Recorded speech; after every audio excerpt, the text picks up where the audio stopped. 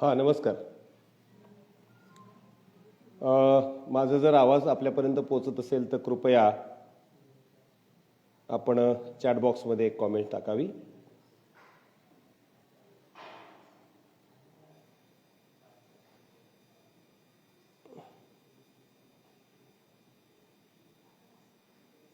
नमस्कार.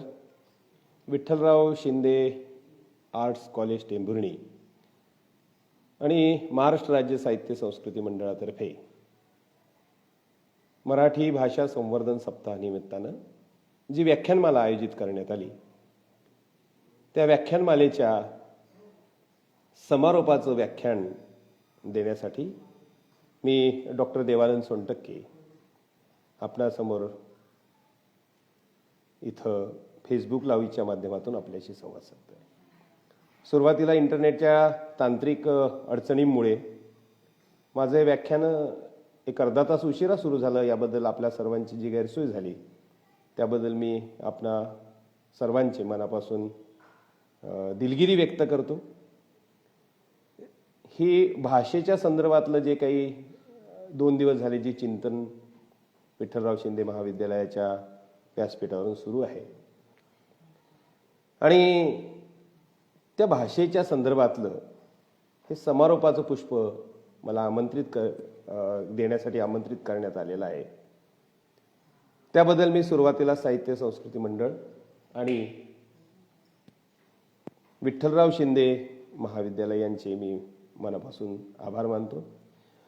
दुसरी महत्त्वाची गोष्ट म्हणजे भाषा या विषयाच्या संदर्भात काही एक मांडणी करीत असताना एक संकोच आणि दडपण याचा आहे की या महाविद्यालयाचे प्राचार्य डॉक्टर महेंद्र कदम हे स्वतः भाषेचे अभ्यासक आहेत आणि डॉक्टर महेंद्र कदम हेच भाषेवरचं त्यांचं पुस्तक पण लिहिलेलं आहे आणि एका भाषा अभ्यासकासमोर आणि तुमच्यासारख्या अनेक भाषेच्या जाणकारांसमोर काही एक मांडणी करण्याचा हा एक लहानसा प्रयत्न आहे. दुसरी एक गोष्ट अशी आहे की जरी या व्याख्यानाचा विषय भाषा आणि आपण असा असला आपण आणि भाषा असा असला तरी मी माझी मांडणी भाषा आणि आपण अशी करणार आहे. त्यामुळे अधिक वेळ न घेता मी माझ्या मांडणीला सुरुवात करतो.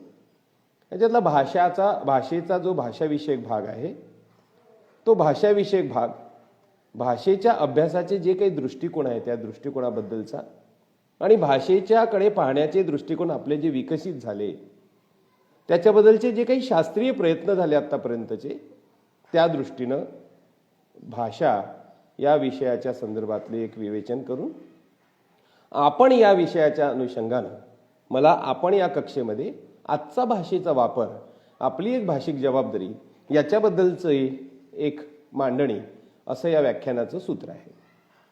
मित्रांनो, आपल्या सगळ्यांना माहीत आहे की मानवाने भाषा नावाची एक सामाजिक संस्था आपल्या व्यवहारासाठी उभी केलेली आहे.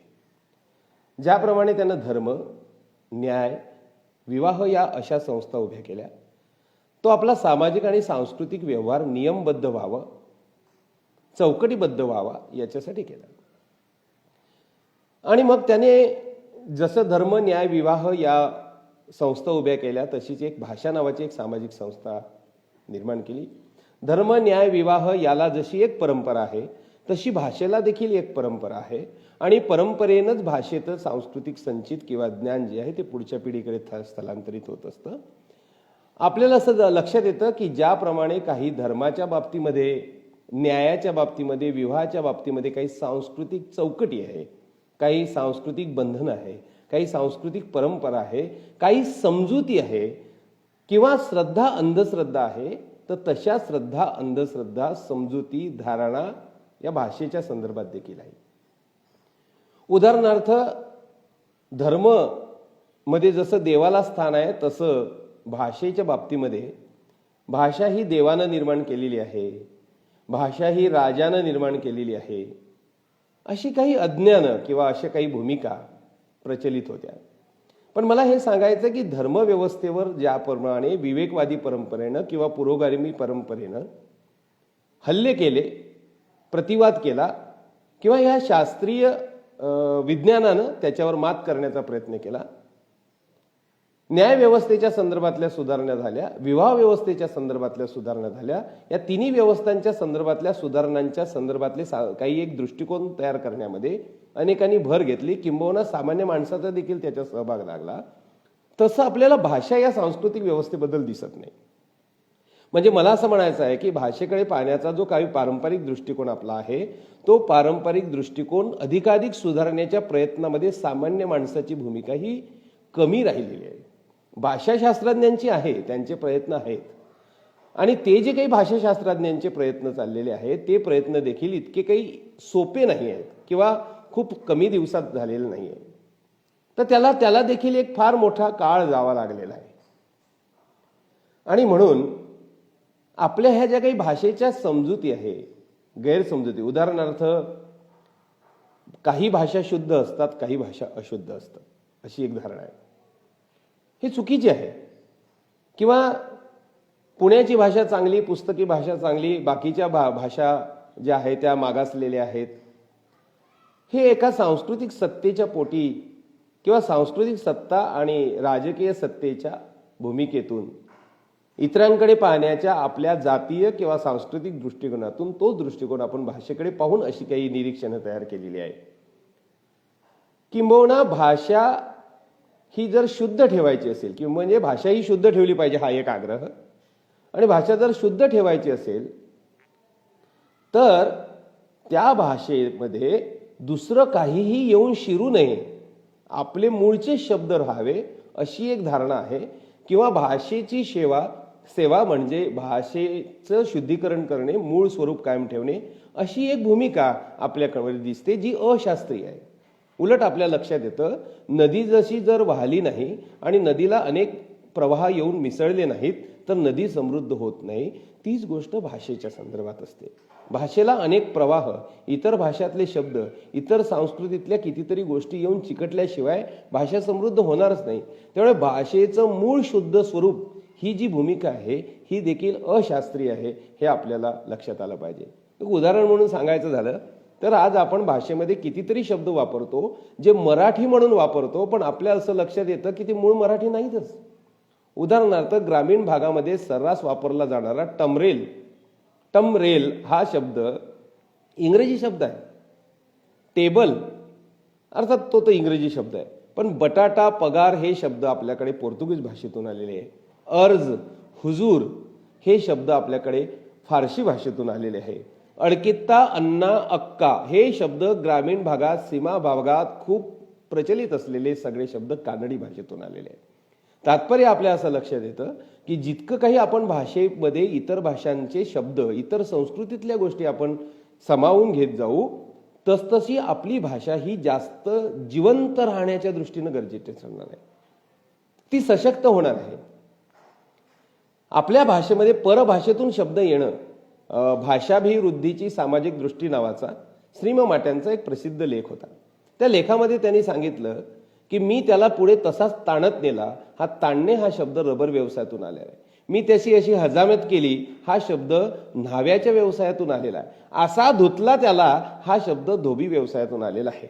किंवा काकासाहेब ठिय्या देऊन बसले होते ते हालेच ना, याच्यातील ठिय्या शब्द आणि त्यांचं न हालणं ही प्रक्रिया सुतारकामातून आलेली आहे की जेव्हा रंधा मारून लाकूड असं केलं जातं, प्लेन केलं जातं, स्वच्छ केलं जातं, तेव्हा त्याच्या समोर ते लाकूड आलू नये म्हणून जी कोणती टोकली जाते त्याला ठिय्या असं म्हणतात. तर या ठिय्याप्रमाणे काकासाहेब हालत नव्हते. याचा अर्थ असा की सुतारकामातून, धोबी व्यवसायातून, न्हावी व्यवसायातून असे अनेक शब्द मराठी भाषेत आलेले आहेत.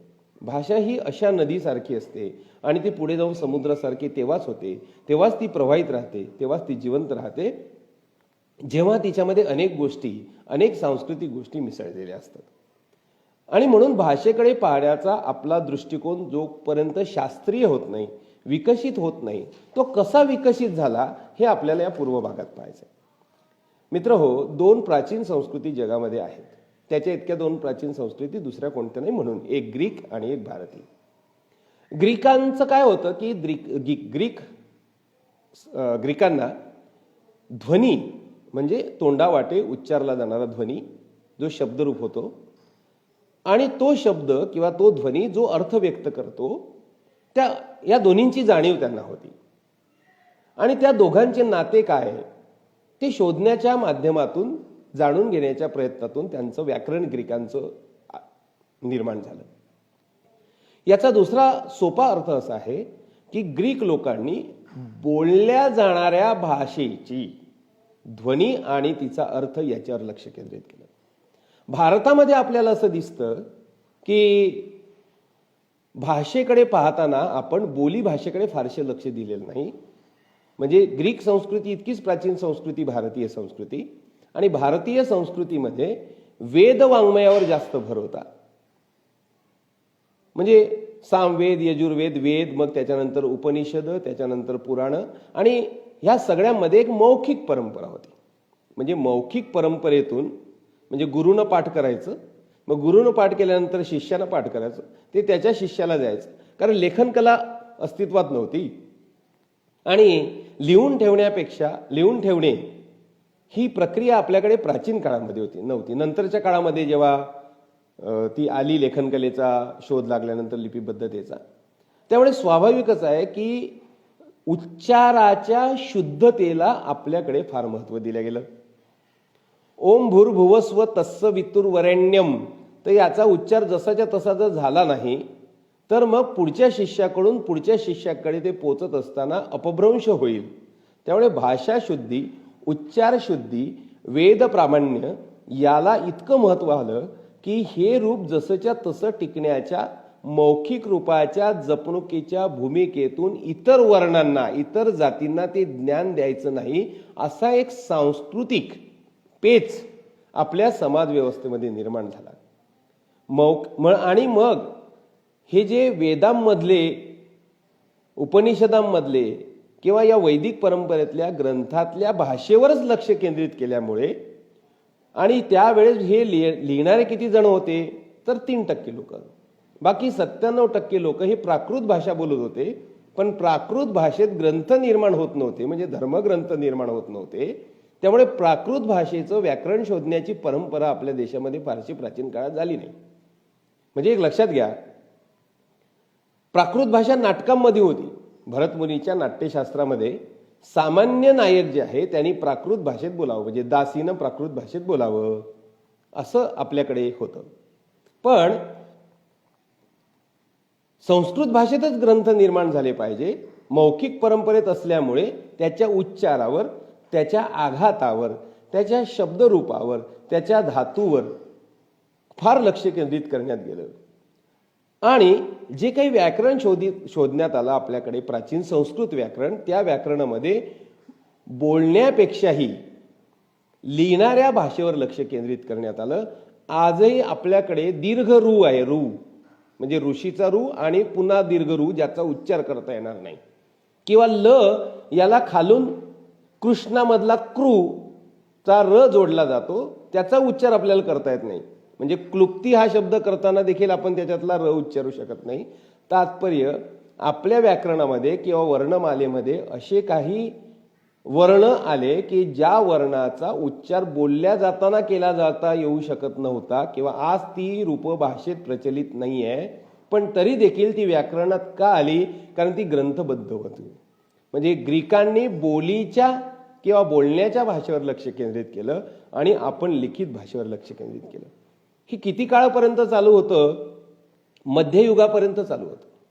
मध्ययुगात काय झालं की व्यापाराच्या निमित्तानं आपले व्यापारी हे युरोपात गेले, युरोपचे व्यापारी भारतात आले. तेरमध्ये असतील किंवा भरूचमध्ये असतील अशा प्राचीन संस्कृतीचं उत्खनन झालं तेव्हा लक्षात येत आहे. तर या मध्ययुगामध्ये हे जे सांस्कृतिक आदानप्रदान झालं, त्या आदानप्रदानामुळे, सांस्कृतिक आदानप्रदानामुळे आपल्याकडे परभाषेशी संपर्क आला, परभाषेतले शब्द आले. याच्यातला एक किस्सा नितीन रेंढे यांनी सांगितलेला आहे. एका व्याख्यानात त्यांनी सांगितला होता की आपल्याकडचा एक भारतीय व्यापारी युरोपात, फ्रान्समध्ये गेला आणि त्यानं काय केलं तर तिथं पाहिलं की त्यानं छपाई यंत्र पाहिलं होतं साधारणतः 16व्या शतकामध्ये, आणि त्यानं ते बोटीत टाकून आपल्याकडे ते छपाई यंत्र आणलं. खिळ्याचं होतं ते, आणि तिकडं मुद्रण कलेनं जसं मुद्रण केलं जातं तसं मुद्रण आपल्याकडे करावं असं त्याला वाटत होतं. आणि म्हणून त्याने खिळ्याचं ते आणलं. आणि त्यावेळी एक जो कोणी अक्षरांचं ज्ञान असलेला माणूस एकच होता, तो होता ब्राह्मण. तर त्याला ते दाखवलं तर तो म्हणाला की हे बरोबर आहे साहेब. साहेब शब्द नव्हता त्यावेळेस. तो म्हणाला महाशय हे बरोबर आहे, पण याच्यातले जे खिळे आहे ना ते फ्रेंच आहे, हे आपले भारतीय नाही. देवनागरी खिळे आपल्याकडे नव्हते आणि ब्राह्मणाला ते खिळे बनवण्याचं कसब नव्हतं. त्यामुळे काय झालं की खिळे बनवणाऱ्याचा शोध करण्यात आला. त्यामुळे आपली भारतीय खिळे बनवायचे हे त्या व्यापाऱ्याच्या डोक्यात आलं. त्यानं पैसे खर्च करण्याचं ठरवलं. आणि मग ते कोण बनवत होतं लोखंडाचं काम? तर सुतार लोहार बनवत होता. पण लोहाराला अक्षरज्ञान नव्हतं. आपल्या देशातल्या जाती व्यवस्थेचे किंवा सांस्कृतिक भेदाचे जे काही दुष्परिणाम आहे ते दुष्परिणाम असे आहे, पुढं 300 वर्षानंतर मुद्रण कलेमध्ये एका ब्राह्मणाला आणि एका लोहाराला जवळ बसून त्यानं अक्षरं सांगायचे आणि यांना तसे खिळे करायचे, तेव्हा कुठं ते पुस्तक आलं. हे जे आपले सांस्कृतिक भेद आहे ते भाषेकडे पाहण्यामध्ये, भाषेचा विकास करण्यामध्ये, भाषाविषयक दृष्टिकोनामध्ये खूप मोठे अडचणीचे ठरत आलेले हे आपल्याला या उदाहरण दिसतं. आणि यामध्ये सर्वात महत्त्वाची गोष्ट जी आली पुढे, तर जसे आपण युरोपात गेलो तसे काही ब्रिटिश अधिकारी, ईस्ट इंडिया कंपनी आपल्या देशात आली, इंग्रज आल्यानंतर सगळीकडे आले. त्याच्यात एक होता विल्यम जोन्स नावाचा. 2 फेब्रुवारी 1786ला या विल्यम जोन्सने एशियाटिक सोसायटी कलकत्त्याला एक भाषण केलं. आता तो अधिकारी होता, पण त्यानं त्या भाषणामध्ये काही एक निरीक्षण भाषांच्या बाबतीमध्ये नोंदवलं. तो असं म्हणतो की संस्कृत भाषा ग्रीक भाषेपेक्षा परिपूर्ण आहे. संस्कृत भाषा लॅटिनपेक्षा समृद्ध आहे आणि लॅटिन आणि ग्रीकपेक्षा संस्कृत भाषा अधिक संस्कारित आहे. पण तो पुढचं निरीक्षण असं नोंदवतो की धातू आणि व्याकरण ह्या तिन्ही भाषांचं याच्यामध्ये काही एक साम्य आहे. म्हणजे संस्कृत भाषा, लॅटिन भाषा, ग्रीक भाषा, गॉथिक भाषा, केल्टिक भाषा आणि इराणी भाषा यामध्ये काही एक साम्य आहे. पहिल्यांदा कोणी दर्शवून दिलं असेल तर ते विल्यम जोन्सनं. विल्यम जोन्सनं एशियाटिक सोसायटीमध्ये दिलेलं हे जे भाषण आहे, या भाषणातून ऐतिहासिक भाषाशास्त्राचा पाया रचला गेला. प्रत्येक भाषेचं इतर भाषांशी असणारं नातं काय याचा तुलनात्मक शोध घेण्याची प्रेरणा त्याच्यातून निर्माण झाली. इंग्रजीमध्ये मदर, संस्कृतमध्ये मातृ, मराठीमध्ये माता असं आपल्याला दिसतं. रशियन भाषेत साखर हा शब्द साखरच आहे. आसामी भाषेत चिलीम हा शब्द मराठी भाषेमध्ये चिलीमच आहे. ह्या भाषांमध्ये साम्य आहे. पण भारतामध्ये बोलली जाणारी संस्कृत भाषा, ग्रीकांची भाषा आणि इंग्लंडमधली लॅटिन भाषा यांच्यात साम्य आहे. पण भारतातली द्रविड भाषा म्हणजे तमिळ असेल किंवा तेलुगू असेल, या द्रविड भाषांमध्ये आणि उत्तर भारतीय भाषांमध्ये साम्य नाही. याच्यातून इंडो युरोपियन नावाचं एक भाषाकुल याची मांडणी झाली. आणि आपल्या असं लक्षात येतं की उत्तर भारतीय भाषा ज्या आहेत त्या इंडो युरोपियन भाषाकुलामध्ये आहे, ज्याच्यात इंग्रजी पण आहे म्हणजे लॅटिन आहे, पण द्रविड भाषा नाही. आणि भारताच्या बाहेर नसलेल्या देशांमध्ये म्हणजे उदाहरणार्थ तमिळ भाषा आणि सिंहली भाषा म्हणजे श्रीलंकेची भाषा यांच्यामध्ये आपल्याला साम्य दिसतं. त्यामुळे जगातल्या भाषांची भाषाकुलं शोधण्याची पद्धत यामध्ये निर्माण झाली. पुढे 1894 ते 1920 या कालखंडामध्ये भारतामध्ये एक मोठी भाषिक पाहणी झाली.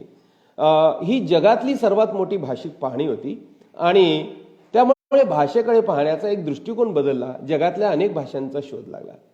पुढे सोशूर नावाच्या अभ्यासकाने 1916ला म्हणजे 1916ला त्याचा जनरल लिंग्विस्टिक नावाचा ग्रंथ निर्माण झाला. आता सोशूरचं महत्त्व याच्यासाठी आहे की या सोशूरनं एक महत्त्वाचं विधान केलं. त्याचं असं म्हणणं होतं सोशूरचं की म्हणणं म्हणजे त्यानं हे पुस्तकात लिहून ठेवलेलं नाही, त्यानं त्याच्या वर्गात व्याख्यानं दिली, त्याच्यातून ही मांडणी केली आणि त्याच्या विद्यार्थ्यांनी 2 वर्षानंतर म्हणजे गुरुच्या मृत्यूच्या पश्चात तो ग्रंथ लिहून काढला आणि तो ग्रंथ म्हणजे आधुनिक भाषा विज्ञानाचा पाया रचणारा ग्रंथ ठरला. जनरल लिंग्विस्टिक नावाचा हा ग्रंथ शिष्यांनी काढलेल्या नोट्सवरून निर्माण झालेला आहे.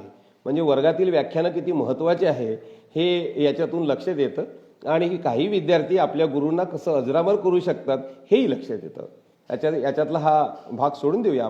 आपण भाषाशास्त्राच्या दृष्टीनं असं पाहूया. त्यानं काही विधानं केली, काही निरीक्षणं केली सोसूरची. पहिली गोष्ट तो म्हणतो की भाषेचा अभ्यास म्हणजे बोलल्या जाणाऱ्या भाषेचा अभ्यास. लिहिल्या जाणाऱ्या भाषेचा अभ्यास म्हणजे भाषेचा अभ्यास नव्हे, बोलल्या जाणाऱ्या भाषेचा अभ्यास. त्यानं आणखी एक चिन्ह मीमांसा नावाची मीमांसा मांडली.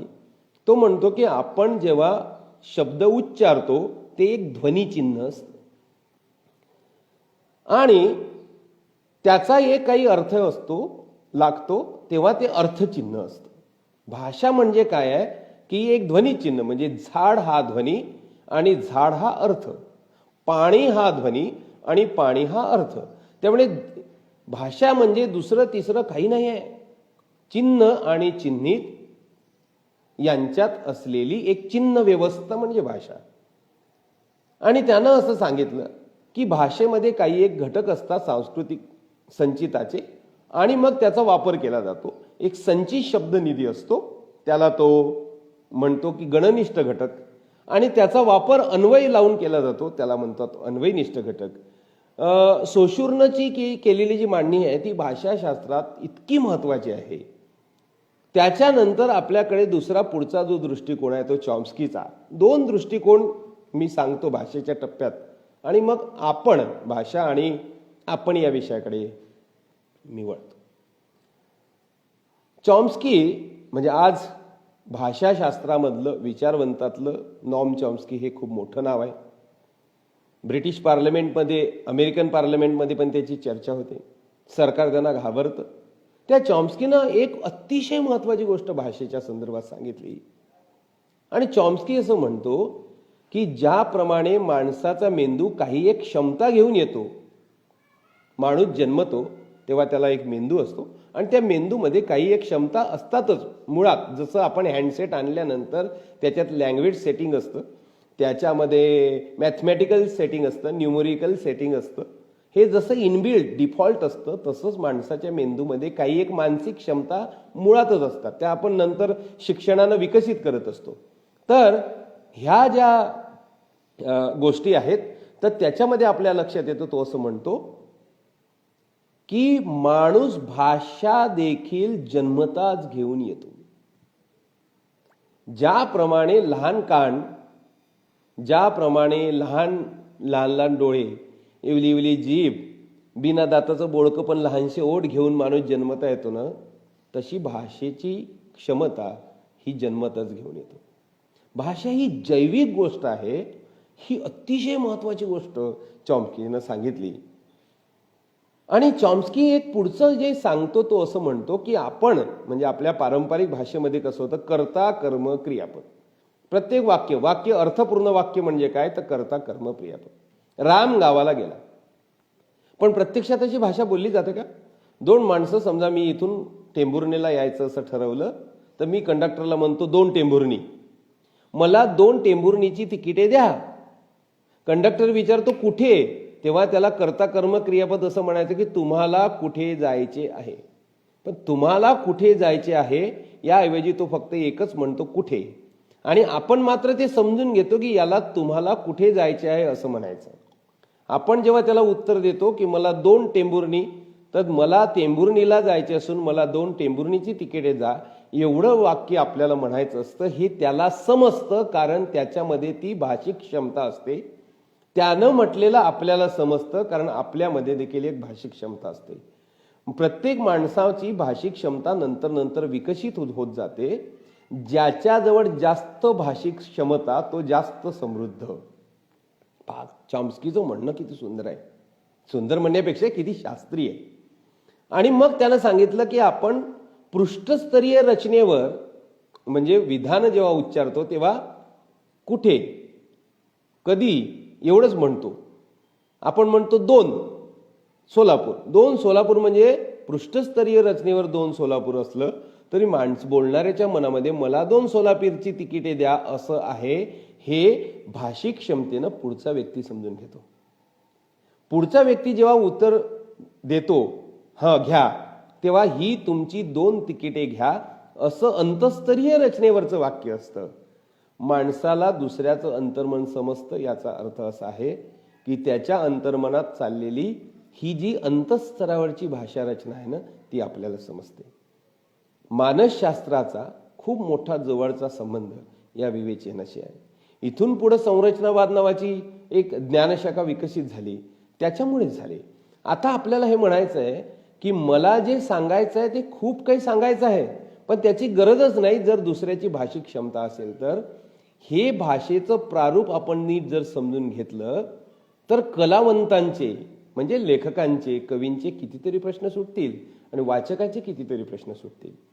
जेव्हा पृष्ठस्तरीय रचनेवर एखादा कवी एखादं वाक्य म्हणतो तेव्हा त्या प्रकट झालेल्या वाक्यातून अप्रकट झालेल्या कितीतरी गोष्टी आपण समजून घेऊ शकतो. हे तोच समजून घेऊ शकतो ज्याची भाषिक क्षमता विकसित झालेली आहे. म्हणजे रसिकाला कविता समजून घेण्यासाठी आपली भाषिक क्षमता विकसित करावी लागेल, तरच त्याच्या पृष्ठस्तरावर व्यक्त झालेल्या पण अंतस्तरावर खूप मोठी लांबलचक वाक्यरचना असलेल्या कवितेला रसिकाला समजून घेता येईल. दुसरी गोष्ट, दुसऱ्या पातळीवर दुसऱ्या बाजूने आपण असं म्हणू, कवीला हे कळलं पाहिजे की समोरच्या माणसाची व्यवहाराची जी भाषा आहे ती पृष्ठस्तरीय रचना असते. माझी कविता अशी पृष्ठस्तरीय रचनेवरची करायची नाहीये. माझ्या कवितेवर पृष्ठस्तरावर इतकं कमीत कमी रचना आली पाहिजे, पण वाचकाला अंतस्तर कळला पाहिजे. मनोगत समजून घेणे, मन समजून घेणे, मी माझ्या मनातलं बोलतो आहे, ह्या सगळ्या वाक्यांचे विधानांचे अर्थ इथं आपल्याला उलगडतात. एखादा कलावंत सर्जनशील असतो म्हणजे तो नवीन भाषा रूपे घडवतो. म्हणजे नेमकं काय करत असतो हे आपल्याला सोशूरच्या चिन्ह आणि चिन्हित या मीमांसेनं कळतं. उदाहरणार्थ तो असं म्हणत होता सोशूर की ध्वनिचिन्ह कावळा आणि ध्वनिचिन्हाचा चिन्हित असलेला अर्थ काळा रंगाचा पक्षी म्हणजे कावळा. कवी काय करतो, हा चिन्ह आणि चिन्हित म्हणजे ध्वनिचिन्ह आणि अर्थचिन्ह याच्यात असलेला पारंपरिक संबंध विस्कळीत करतो. तो ध्वनिचिन्ह समाजात व्यवहारातल्या भाषेत प्रचलित आहे तेच वापरतो, पण त्याचं अर्थचिन्ह जो आहे ते स्वतः बदलवतो. तो त्याच्या अंतर्मनातलं त्याचं स्वतःचं टाकतो. कावळे उडाले स्वामी असं जेव्हा ग्रेस म्हणतात तेव्हा त्यांना कावळे या ध्वनिचिन्हातून काळ्या पंखाचा पक्षी असं अभिप्रेत नसतं. ते झाड तोडिले कोणी, तेव्हा झाड या शब्दाचा हिरवीगार झाडे असं त्याला म्हणायचं नाही. झाडांशी निजलो आपण झाडात पुन्हा उगवाया असं जेव्हा कवी ग्रेसांना म्हणायचं असतं तेव्हा त्यांना चिन्ह आणि चिन्हित संबंध तोडून टाकायचा असतो. प्रचलित भाषेत असलेला समाजाला माहीत असलेला चिन्ह चिन्हित संबंध, झाड हा हे ध्वनिचिन्ह आणि झाड हा हिरव्यागार रंगाची वनस्पती हे जे अर्थचिन्ह जे वाचकाच्या मनामध्ये आहे तो ते ब्रेक करतो, जे प्रचलित आहे ते ब्रेक करतो. आणि म्हणून ग्रेसची कविता आपल्याला दुर्बोध होते. ग्रेसची कविता सुबोध करायची असेल तर आपल्याला त्या सर्जनशील कवीनं निर्माण केलेला चिन्ह चिन्हित संबंध ब्रेक करून त्याच्या अंतर्मनातली कोणती गोष्ट तिथं अर्थचिन्ह म्हणून वापरलेली आहे हे कळणे म्हणजेच वाचकाच्या दृष्टीनं अभ्यासकाच्या दृष्टीनं प्रतिमा उलगडणे. भाषाशास्त्राचा समीक्षेशी आणि भाषाशास्त्राचा भाषेचा रसिकांशी सामान्य माणसाशी देखील असा संबंध असतो. जोपर्यंत आपण हे अंतर्मनाच्या पातळीवर असलेले कवीच्या अंतर्मनाची रचना ही पृष्ठस्तरीवर कशी येते, ती प्रतिमांकित कशी होते किंवा ती चिन्ह आणि चिन्हित संबंध कसा तोडते, किंबहुना ती चिन्ह चिन्हित संबंध तोडते आणि आपल्या अंतर्मनातलं एक लिपिचिन्ह चिन्हित म्हणून अर्थ म्हणून तिथं व्यक्त करते, तेव्हा ती प्रतिमा होते. ती प्रतिमा उलगडली जाते तेव्हा वाचकाला त्या कवितेचा आस्वाद येतो. त्यामुळे भाषाशास्त्राच्या विवेचनातून कलावंताशी असलेला काय संबंध आहे ते आपल्याला लक्षात येतं.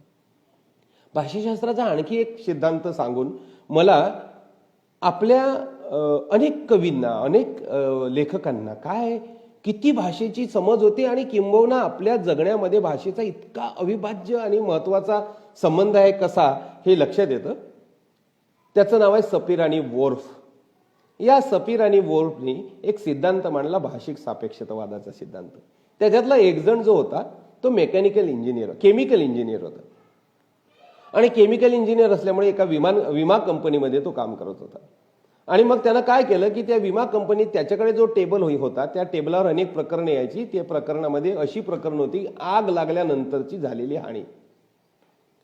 आणि मग त्यानं त्या सगळ्या प्रकरणांचा अभ्यास केला आणि एक अहवाल लिहिला. तेव्हा त्याच्या लक्षात आलं, अहवालांचा अभ्यास केला, आगी का लागतात या अहवालाचा त्यानं अभ्यास केला. तेव्हा त्याच्या लक्षात आले का आगी भाषेमुळे लागतात. गंमत. आगी आता भाषेमुळे कशी काय आग लागते. आता पाहतो काय म्हणतो तो. असं म्हणतो की आपण जगात फार महत्वाचं विवेचन आहे त्याचं, भाषिक सापेक्षतावादाचं. आपण जगाकडे कोणत्या दृष्टीने पाहायचं ही भाषा निर्धारित करीत असते. जगाकडे पाहण्याचा आपला दृष्टिकोन भाषा ठरवत असते. दुसऱ्या शब्दात आपण जगाकडे भाषेच्या नजरेतून पाहत असतो. त्याच्यासाठी तो उदाहरण देतो. तो असं म्हणतो की आगी का लागायच्या, तर पेट्रोलनं भरलेली पिंप ही यायची आणि मग त्याच्यातलं पेट्रोल ओतून झालं की ते पिंप एका कोपऱ्यात टाकून द्यायचे. का? आणि ते टाकून का देत होते, कारण ते रिकामे होते, रिकामे. आणि जे पिंप पेट्रोल भरून यायचे त्या पिंपाकडे पाहण्याचा आपला भाषिक दृष्टिकोन भरलेले असा होता. म्हणून भरलेल्या पेट्रोलने भरलेल्या पिंपाची काळजी घ्यायची, पण रिकाम्या सगळ्या गोष्टी रिकाम्या बिनकामाच्या असं आपण जेव्हा म्हणतो ना, रिकामा हा अप्रोच भाषेनं निर्माण केलेला आहे. रिकामी असेल तर काही महत्वाचं नाही, भरलं असेल तर महत्वाचं. म्हणून रिकाम्या वस्तूंकडे पाहण्याचा आपला एक भाषिक दृष्टिकोन तयार झालेला आहे आणि त्या दृष्टिकोनातून आपण वस्तूंकडे पाहतो. म्हणून पेट्रोल नसलं तरी पेट्रोलची वाफ मात्र त्याच्यात असायची आणि मग पेट्रोलच्या वाफेमुळे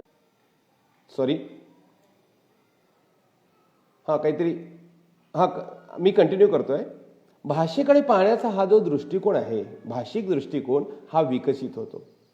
त्यामुळे हा भाषिक सापेक्षतावादाचा सिद्धांत असं सांगतो, तुम्ही जगाकडे कोणत्या नजरेनं पाहायचं हे तुमची भाषा ठरवत असते. म्हणजे आता सामान्य माणसाला, नागरिकाला, लेखकाला, प्राध्यापकाला, विद्यार्थ्याला ही जबाबदारी आली की आपला भाषिक विकास केला पाहिजे. म्हणजे आपली भाषिक संवेदनशीलता विकसित केली पाहिजे, म्हणजे आपली भाषिक समृद्धी विकसित केली पाहिजे. जोपर्यंत आपण आपली भाषिक समृद्धी म्हणजे भाषिक क्षमता विकसित करणार नाही तोपर्यंत आपला जगाकडे पाहण्याचा दृष्टिकोन व्यापक होणार नाही. एक साधं उदाहरण सांगतो. शेतकऱ्यांच्या आत्महत्यांकडे आपण शेतकऱ्यांच्या आत्महत्या म्हणून पाहतो. शरद जोशी असं म्हणायचे की शेतकऱ्यांच्या आत्महत्या असा शब्द वापरू नका. पहा भाषिक दृष्टिकोन, हे भूकबळी आहे. आता लोक म्हणणार की भूकबळी किंवा बळी असा शब्द वापरल्यानं, आत्महत्याच्या ऐवजी बळी असा शब्द वापरल्यानं काय फरक पडतो तुम्ही कल्पना करा. काय फरक पडतो?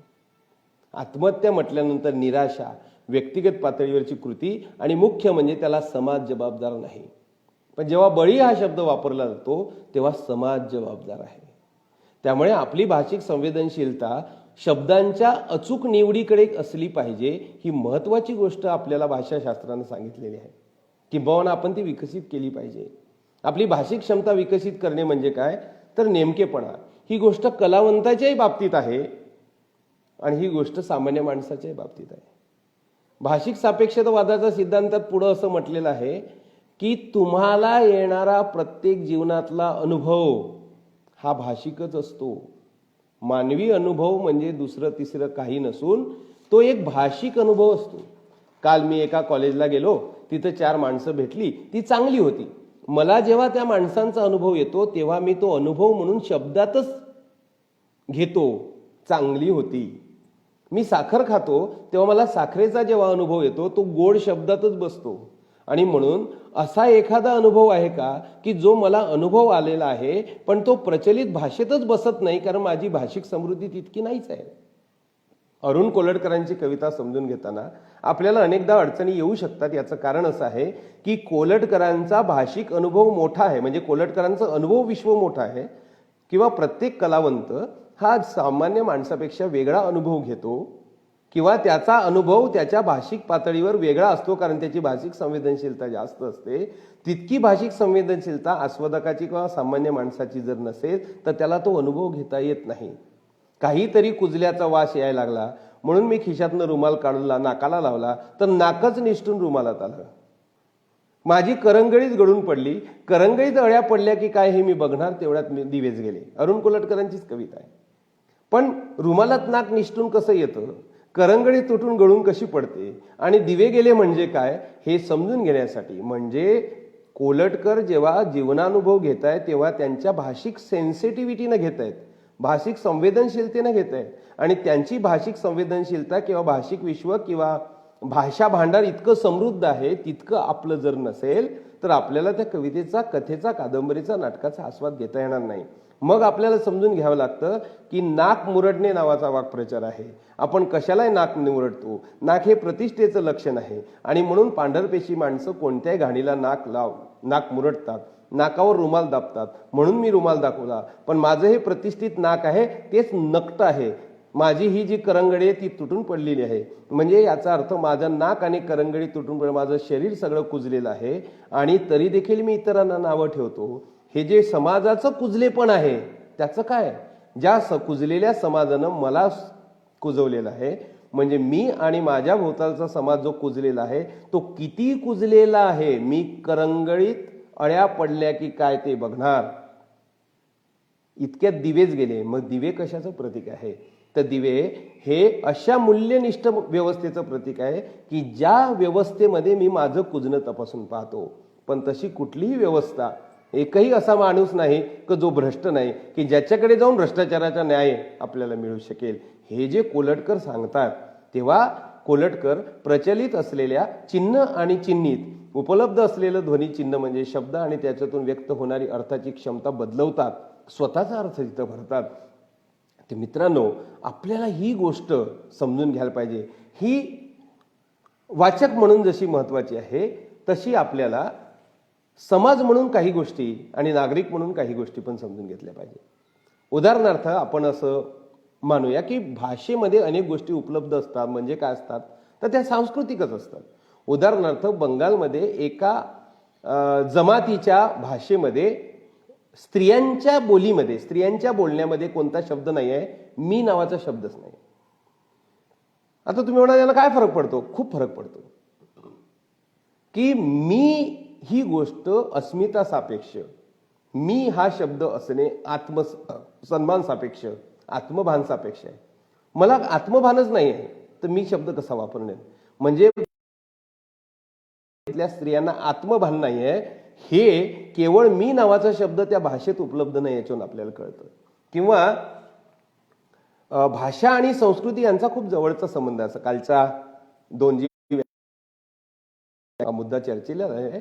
उदाहरणार्थ आपण परवा एक जोक वाचला असेल की एक माणूस गुगल मॅपला विचारत विचारत गेला आणि अशा ठिकाणी जाऊन पोहोचला की तिथं रस्ताच बंद झालेला होता.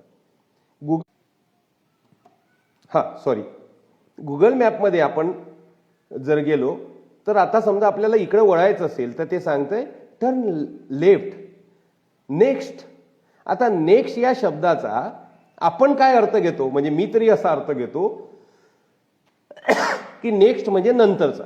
आता जर आपल्याला डाव्या बाजूला वळायचं असेल तर ते म्हणते next, next left, next right. आणि मी असा अर्थ घेतो नेक्स्ट म्हणजे येणारा नव्हे, नेक्स्ट म्हणजे नंतरचा. इंग्रजी भाषेमध्ये नेक्स्ट म्हणजे येणारा आणि आपल्या भाषेमध्ये नेक्स्ट म्हणजे नंतरचा.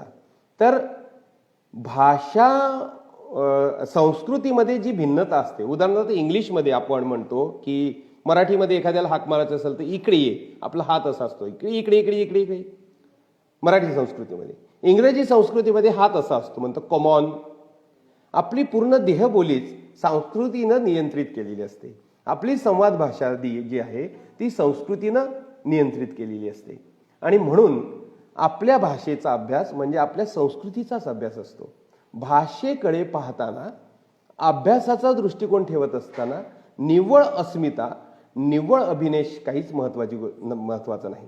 भाषाशुद्धी नावाची जी गोष्ट आहे ती तर फारच हास्यास्पद आहे. आपल्याला भाषेचं व्यवहाराचं स्वरूप काय आहे, त्याच्यात आपण कोणते शब्द वापरतो, त्याच्यात ते वापरत असताना आपण किती सूक्ष्मता बाळगतो हे खूप महत्वाचं आहे. उदाहरणार्थ परवा लोकसत्तामध्ये एक पत्र आलं होतं, त्याच्यात त्यांनी म्हटलं होतं की परवा सेन्सेक्स खूप वर गेला. वर गेल्यानंतर लोकांनी काय केलं की आपले शेअर्स विकले, त्यामुळे मार्केट पडलं. म्हणजे 50,000ला आपण टच झाल्यानंतर मार्केट जेव्हा पडलं तेव्हा लोक म्हणाले की नफेखोरी झाली. त्या पत्रलेखकानं म्हटलं नफेखोरी म्हणू नका, नफा वसुली असा शब्द वापरा. ज्याला त्याला नफा वसुली करण्याचा अधिकार आहे आणि म्हणून नफा वसुली झाली. प्रॉफिट बुकिंग या शब्दाचा मराठीतला अर्थ नफेखोरी असा घेऊ नका, कारण खोर हा शब्द आपल्याकडे बदनाम आहे. हरामखोर, नफेखोर असणं हे चांगलं नाही. नफा वसुली करणं ही गोष्ट चांगली आहे. त्यामुळे आपली भाषा, भाषेतील शब्द हे आपला इतरांकडे पाहण्याचा दृष्टिकोन बदलवत असतात.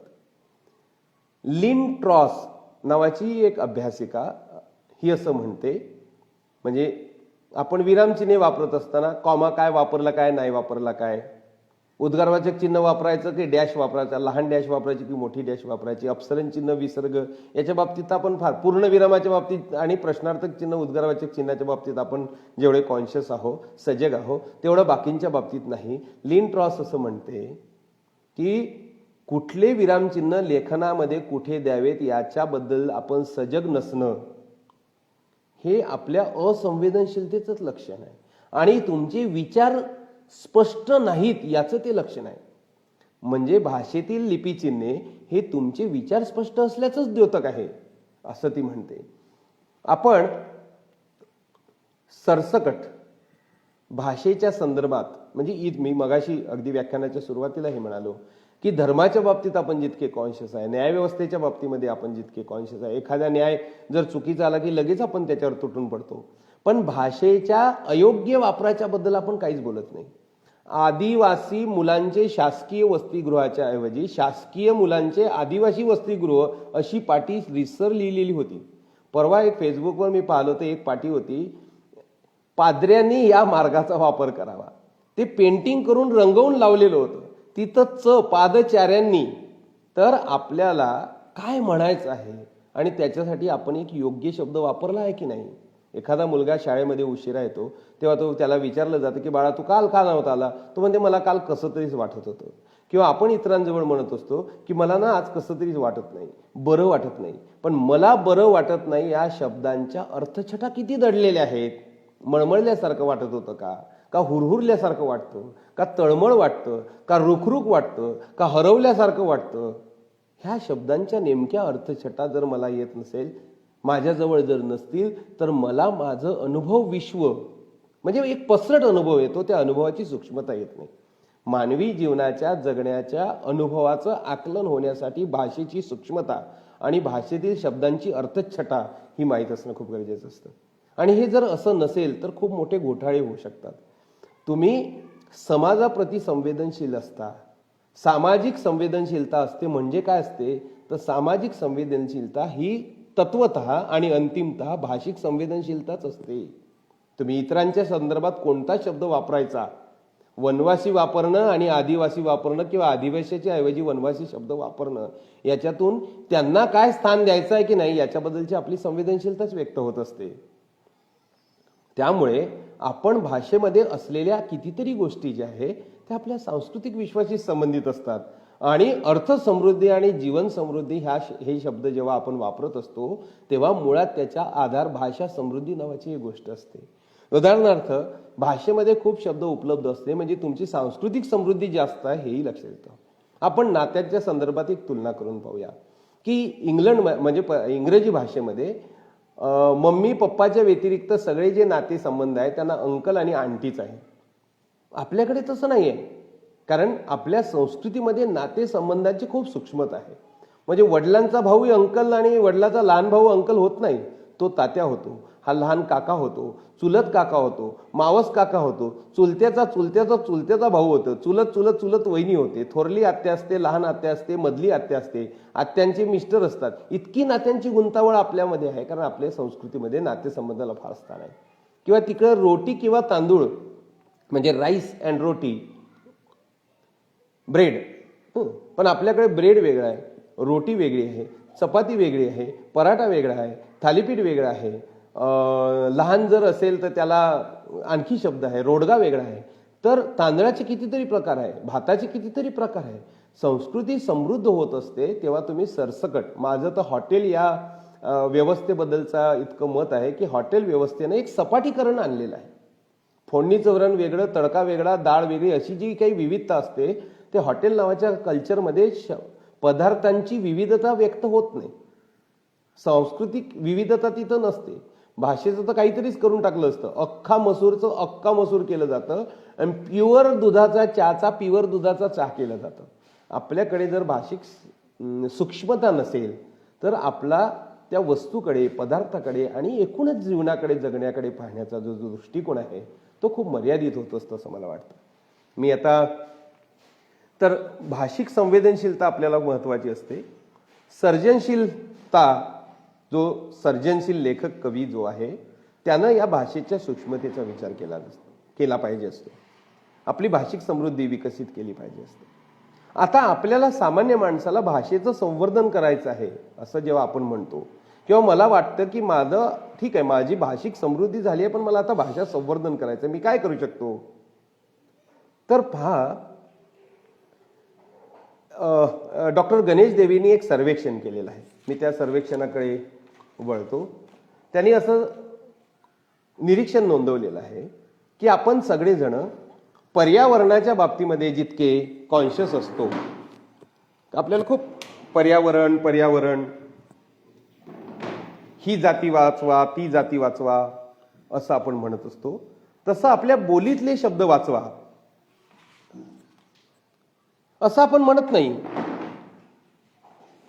आपला हा शब्द नष्ट होतोय असं आपल्याला वाटत नाही. गणेश देवी असं सांगितलेलं आहे, भाषा ऱ्हासाबद्दल, इतर म्हणजे वाघांच्या बद्दल आपल्याला खूप काळजी आहे, पर्यावरणाबद्दल काळजी आहे, जंगलाचा ऱ्हास होतो आहे, वनसंपत्तीचा ऱ्हास होत आहे, तसा भाषेचा ऱ्हास होत आहे. 30-40 वर्षामध्ये जगातील 6,000 पैकी 4,000 भाषा नष्ट होण्याच्या मार्गावर आहे असं डॉक्टर गणेश देवी यांचं निरीक्षण आहे. त्यात 600 भारतीय भाषा आहे आणि येत्या 200 वर्षामध्ये सर्वच भाषा नष्ट होतील असं त्यांचं निरीक्षण आहे. 780 भाषांचा त्यांनी जेव्हा अभ्यास केला तेव्हा त्यांच्या असं लक्षात आलं की हिमाचल प्रदेशामध्ये 16 त्यांनी वेगवेगळ्या भाषा शोधल्या. आणि आणखी एक महत्वाची गोष्ट म्हणजे हिमाचल प्रदेशातल्या त्या भाषेमध्ये बर्फाला 200 शब्द आहे. ज्या भागामध्ये जी गोष्ट उपलब्ध आहे किंवा जो त्यांच्या जगण्याचा भाग आहे त्यामध्ये, त्या संस्कृतीमध्ये, भाषेमध्ये किती शब्द आणि किती पर्याय उपलब्ध असतात ते लक्षात येतं. 1961 जेव्हा जनगणना झाली तेव्हा लक्षात आलं की 1652 भाषा आपल्या भारतामध्ये होत्या. 2010 म्हणजे पहा, 1961 1652 भाषा आहे. 2010 द लिंग्विस्टिक सर्वे जो झाला तेव्हा त्यांच्या लक्षात आलं की 780 भाषा आहे. आता 1652 वजा 780 म्हणजे किती भाषा नष्ट झाल्या, आणि त्यापैकी 197 भाषा या धोक्यामध्ये आहे. जेव्हा आपण सामाजिक संवेदनशीलता म्हणतो तेव्हा आपण हे पण लक्षात घेतलं पाहिजे की भाषा संवर्धन म्हणजे काय, तर बोलींचं संवर्धन. अशा जगामध्ये किती भाषा आहेत की ज्या बोली आहेत पण त्यांना लिपी नाही. आपली सामाजिक संवेदनशीलता, आपले शास्त्रज्ञ, आपले भाषाशास्त्रज्ञांनी, आपण सगळ्यांनी, सजग नागरिकांनी बोली वाचवण्यासाठी प्रयत्न करण्यासाठी त्यांची लिपी शोधून काढली पाहिजे, त्यांना लिपी दिली पाहिजे. ही आपली एक भाषिक आणि सांस्कृतिक जबाबदारी आहे. जोपर्यंत आपण त्यांना, उदाहरणार्थ गोंडी भाषा बोलली जाते पण तिला लिपी नाही आहे, ती देवनागरीत लिहावी लागते, तिला तिची स्वतःची लिपी पाहिजे. जेव्हा त्या गोंडी लिपीचं वाचन केलं जाईल तेव्हा सिंधू संस्कृतीचा उलगडा होईल असं मोतीराम कंगाली यांनी एक पुस्तक लिहिलं आहे, त्याच्यात म्हटलं आहे. ते म्हणतात की गोंडी बोलीच्या आधारे हडप्पा संस्कृतीतील भाषेचा शोध लावता येऊ शकतो. तर तात्पर्य काय, मला त्याचा शोध लावता येईल की नाही हा वेगळा स्वतंत्र अभ्यासाचा विषय आहे.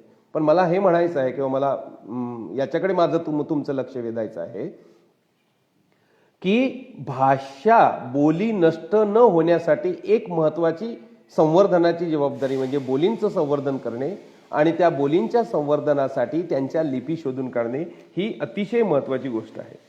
आज आपल्या देशामध्ये 68 लिपी आहेत आणि 35 भाषांमध्ये वर्तमानपत्र प्रसिद्ध होत आहेत. आणखी एक गोष्ट अशी लक्षात येते की 1942 साली बीबीसीहून मराठी बातम्या दिल्या गेल्या होत्या आणि वेणू चितळे नावाच्या बाईनं त्या बातम्या दिल्या. याचा अर्थ आपल्या भाषेच्या संवर्धनासाठी जास्तीत जास्त माध्यमातून आपली भाषा जिवंत कशी राहील हे पाहायला पाहिजे. भाषा संवर्धनासाठी जशा बोली जपणं आवश्यक आहे तसं सर्व गोष्टींचा, सर्व इतर भाषेतल्या सर्व शब्दांचा, रचनांचा स्वीकार करणे हे देखील गरजेचं आहे. भाषेचा व्यावहारिक वापर जो आहे तो वाढला पाहिजे.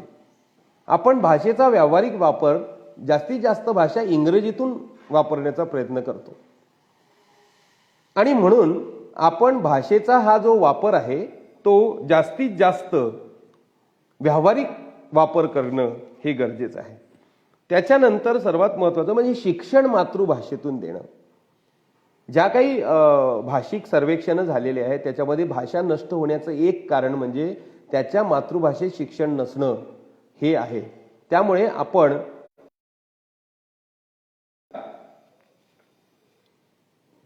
भाषेचा व्यावहारिक वापर आणि दुसरं महत्त्वाची गोष्ट म्हणजे भाषेची आर्थिक शक्ती विकसित करणे. अर्थव्यवस्थेमध्ये भाषेचे शब्द येणे, आपण शेअर हा शब्द जसाच्या तसा वापरतो म्हणून आपला एक शब्द शेअर मार्केटमध्ये किंवा अर्थव्यवस्थेमध्ये येणं ही खूप मोठी गोष्ट असते. चायनाचं काय वैशिष्ट्य आहे की चायनाच्या संरक्षण व्यवस्थेमध्ये आणि अर्थव्यवस्थेमध्ये चायनाचे शब्द आहेत, आपण आपल्या संरक्षण व्यवस्थेमध्ये आणि अर्थव्यवस्थेमध्ये इंग्रजी किंवा इतर भाषांचे शब्द घेतलेले आहे. तर आपला भाषेची आर्थिक शक्ती वापरणं हे अतिशय महत्त्वाची गोष्ट आपल्या भाषा संवर्धनासाठी आवश्यक आहे. जगातल्या ज्या काही भाषा लयाला चाललेल्या आहे त्याची कारणं कशात आहे ते सांगून मी माझ्या या विवेचनाच्या शेवटाकडे येणार आहे. तर जी काही निरीक्षणं नोंदवल्या गेलेली आहे भाषा नष्ट होण्याच्या बाबतीतली त्याच्यातलं एक म्हणजे तुटपुंजा राजाश्रय. आपल्याकडे सरकारी व्यवस्थेमध्ये भाषेचं फार मोठं स्थान नाही आहे. सरकारचा पाठिंबा अल्पच आहे. गेल्या वर्षी आपल्या सरकारनं मराठी सक्तीचा कायदा केला पण त्याची अंमलबजावणी फारशी दिसत नाही. यंदा तर शाळा सुरू झालेली नाही.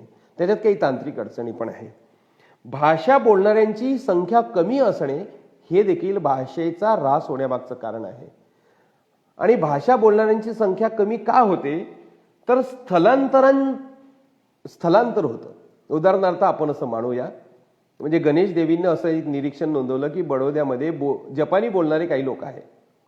वळीवडे नावाचं कोल्हापूरला जे गाव आहे त्या गावामध्ये परदेशातली माणसं येऊन राहिली होती पण आता तिथं कोणीच नाही कारण त्यांचं स्थलांतर झालेलं आहे. तेच एखाद्या जाती आणि जमातींचं स्थलांतर होतं. ते का होतं तर त्यांच्या जगण्याचे प्रश्न तीव्र आहेत. त्यांच्या भाषेपेक्षा अस्मितेपेक्षा त्यांच्या जगण्याचे प्रश्न तीव्र आहे म्हणून ते शहराकडे जातात आणि मग जेव्हा ते शहराकडे जातात तेव्हा त्यांचे नुसते शब्द जात नाही, तेव्हा त्यांची भाषा जात नाही, त्यांचं जगणं त्यांची संस्कृती सगळी नष्ट जाते. मला माझ्या सांस्कृतिक जगण्याचा अधिकार जर असेल, मला माझं अस्तित्व माझं आत्मभान महत्त्वाचं असते तर माझी सांस्कृतिक अस्तित्व जितकं महत्त्वाचं आहे ते सांस्कृतिक अस्तित्व त्याच्या भाषिक अस्तित्वावर अवलंबून असतं. ही गोष्ट आपण पहिल्यांदा लक्ष घेतली पाहिजे. भाषा नष्ट होणे म्हणजे नुसती भाषा नष्ट होत नाही तर त्याच्यातले सांस्कृतिक पदार्थ नष्ट होत असतात. असे कितीतरी पदार्थ आहे आपण पाहतो फेसबुकवर की तुमच्याकडे या पदार्थाला काय म्हणतात, कारण हे पदार्थच नाही. खाद्यपदार्थाचं एक जागतिकीकरण झालेलं आहे, वेशभूषेचं एक जागतिकीकरण झालेलं आहे. त्यामुळे दुटांगी धोतर किंवा ओचा मारणे किंवा निर्या हे शब्दच नंतर भाषेतून नष्ट होऊन जातील की काय. हे जेवळ खाद्यपदार्थाच्या बाबतीत आहे, हे वाहतुकीच्या बाबतीत आहे. वाहतुकीच्या बाबतीमध्ये इतकी सूक्ष्मता आपल्याकडे होती तितकी राहणार नाही. नंतर वाहतुकीची साधनं मर्यादित होऊन जातील. तंत्रज्ञानाचं आहे, एकच एक तंत्रज्ञान आपण वापरत असल्यामुळे आपल्याकडे जी विविधता आहे ती, आणि सर्वात महत्त्वाची गोष्ट म्हणजे तुमच्या दंतकथा नष्ट होणं. आपण एकाच भाषेत जेव्हा व्यवहार करायला लागू तेव्हा आपल्या भाषेतल्या दंतकथा, आपल्या भाषेतील असलेली धान्याला दिलेली वेगवेगळी नावे, खेळ, आपले जे खेळ ते नष्ट होतात तेव्हा त्याच्यात ते शब्द नष्ट होतात. शब्द का नष्ट होतात तर खेळ नष्ट होत आहेत. असे कितीतरी खेळ आहेत, कारण या खेळांचं एक मार्केट झालेलं आहे. ती खेळणी नष्ट झालेली आहे आणि म्हणून आपल्याकडे आपले प्रादेशिक खेळ हे याचं पुनरुज्जीवन होणं, मार्केटिंग होणं. आपली खेळणी बाजारात नाही आहेत. बाजारातला ल्युडो गेम आपल्याकडे येतो, बंदूक आपल्याकडे येते, आपल्याकडे तिरंदाजी आणि कमटा त्याच्यात येत नाही, त्याचं मार्केटिंग होत नाही. ही गोष्ट आपण लक्षात घेतली पाहिजे. आणि डॉक्टर गणेश देवी यांचा असा इशारा आहे की भाषा जिवंत राहणं कशासाठी गरजेचं आहे तर लोकशाही जिवंत राहण्यासाठी भाषा टिकणं आवश्यक आहे. भाषा जेव्हा लुप्त होत असते तेव्हा भात आणि मासे यांची जशी प्रजाती नष्ट होत असते तशी भाषा लुप्त होत असते. एखाद्याचं खाद्यच आपण काढून घेतो असं भाषेच्या बाबतीमध्ये होतं. आणि शेवटचा मला जो मुद्दा मांडायचा आहे,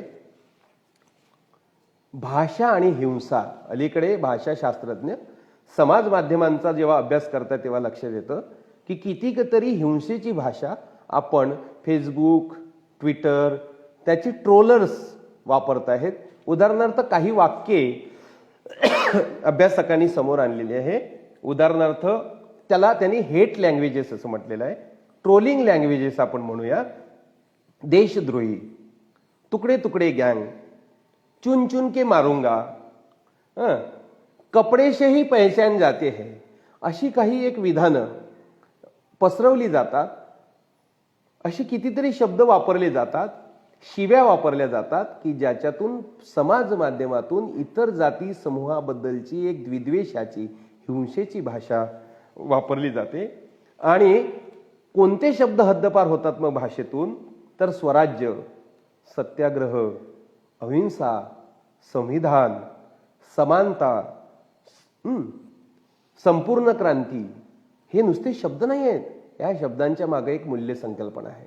जेव्हा शब्दांच्या मूल्य संकल्पना बाजूला राहण्यासाठी दुसऱ्या शब्दांची भर घातली जाते त्यावेळी भाषेतून नुसते शब्द नष्ट होत नसतात, भाषा नष्ट होते तेव्हा त्याच्यातील मूल्य संकल्पनाही नष्ट होत असतात. मी शेवटचा समारोपाकडे वळतो आहे. मी पाहिलं म्हणजे आत्ताच्यापर्यंतच्या विवेचनात मी सांगण्याचा प्रयत्न केला की भाषेकडे पाहण्याचा एक विज्ञानवादी दृष्टिकोन आपल्याकडे विकसित झाला पाहिजे. भाषिक संवेदनशीलता विकसित झाली पाहिजे. भाषा व्यवहाराचं नीट निरीक्षण करून भाषिक सर्जनशीलता विकसित केली पाहिजे. कलावंत आणि सामान्य माणूस दोघांवरही भाषेच्या संवर्धनाची जबाबदारी आहे आणि सरकारही तितकंच जबाबदार आहे. आर्थिक समृद्धी आणि भाषिक समृद्धी जोपर्यंत येत नाही तोपर्यंत भाषा नष्ट होण्याची प्रक्रिया आपण थांबवू शकणार नाही.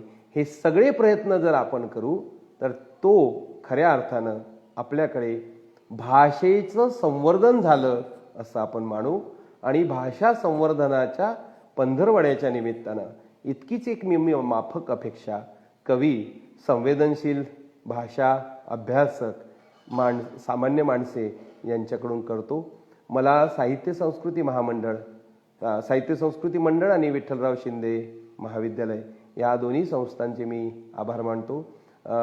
प्राचार्य महेंद्र कदम सर, त्यांचे सहकारी डॉक्टर बाळासाहेब दास, त्यांचे IQAC कोऑर्डिनेटर कोकाटे सर, आमचे संजय साठे सर, आणि माझं हे व्याख्यान अनेकांनी ऐकून घेतलं, आपल्या कॉमेंट्स खूप दिल्या, त्या सर्वांचे मी मनापासून आभार मानतो. धन्यवाद.